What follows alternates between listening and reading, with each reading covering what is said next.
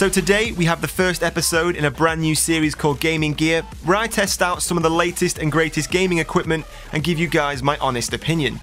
Now if you would like to see more in this series, don't forget to support the video by hitting that like button and leaving your thoughts and comments below. So today we're taking a look at the Coolmaster Storm QuickFire TK Keyboard. Now this is Coolmaster's latest in the QuickFire range. This is a blue backlit mechanical board with blue cherry switches. And it retails in the UK around £70, which is around $115 or 85 euros. Now one of the first things you'll notice out of the box, this is a very small compact keyboard. The TK in the title does stand for a 10 keyless board.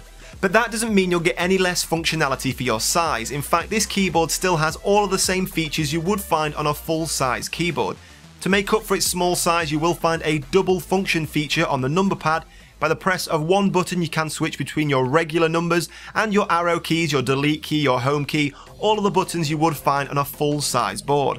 Now, one of the other most striking features about this keyboard is of course the backlighting. With dedicated LEDs under each key and a blue metal backplate, you get great light distribution across the entire board, with hardly any dark spots or any light escaping. Now this model also has some really great customization and settings for your lighting.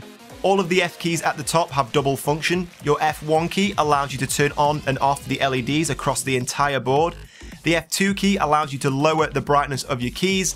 As you would expect, the F3 key then allows you to brighten the keys up. And the F4 key lets you choose separate modes. You have a fading mode, the lights will fade in and out.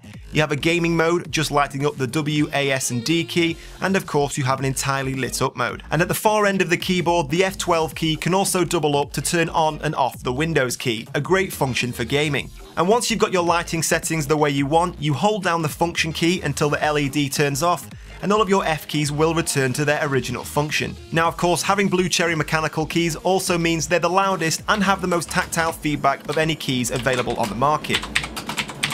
Now of course, these keys may not be for everyone. Some people may prefer the quieter red or even black cherry keys, but for me, the tactile and volume of these keys is great for gaming and for writing text. Now one of the biggest disappointments or negatives that I found with this keyboard is to do with the keys graphics. Now at the start of the video, you may have noticed on the cover of the box it does state this is an English layout keyboard. The advert on Amazon said it was an English layout keyboard, but when I received the keyboard I was quite surprised to find on all of the vowels on the keyboard, the I, the O, the U, the E, the A, there's not just the standard letter, there's also an umlauted version or an accented version of the key, which can make the keyboard graphically look a little bit busy, a little bit untidy, and it wasn't something I was expecting. But overall, I must admit, I'm very impressed with this keyboard. I've been using it now for around 6 or 7 months. I've had no real issues at all. It's a very easy keyboard to maintain. You actually get a small key lock with it to pop the keys out. You can clean underneath very easily, so you have no issues keeping this keyboard well maintained, well cleaned. It can stay looking brand new and fresh for a very long time if you treat it correctly. And of course, for the price, you can't really argue. For only £70, you're getting yourself a high-end mechanical keyboard in comparison to some of its competitors like the Razer Black Widow, £150, so over twice the price of this keyboard, and you won't really see much more for your money at that cost. Another great example, the Corsair K95, another mechanical compact board. I find that keyboard has some real issues with light distribution. Those LEDs will be throwing lights all over the room, so I do think this keyboard is much better for the light distribution. And of course, again, that board is almost twice the price of this Coolmaster TK. So if you are looking to get yourself a high-end mechanical keyboard, I do highly recommend this board.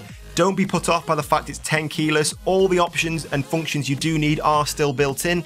One of the only issues I will say is there's hardly any choice on the market. If you want one with blue cherry, you have to get it with blue LED. Red cherry comes with red LED, so your choice of colors and mechanical keys is very limited. But if you do like blue LED and blue cherry, then, you know, it is the keyboard for you. So if you guys have enjoyed this first episode of Gaming Gear, don't forget to hit like and leave your comments and thoughts below. Any other gear you'd like to see reviewed, don't forget to leave those in the comments as well. But in the meantime guys, thank you for watching, and I will see you soon.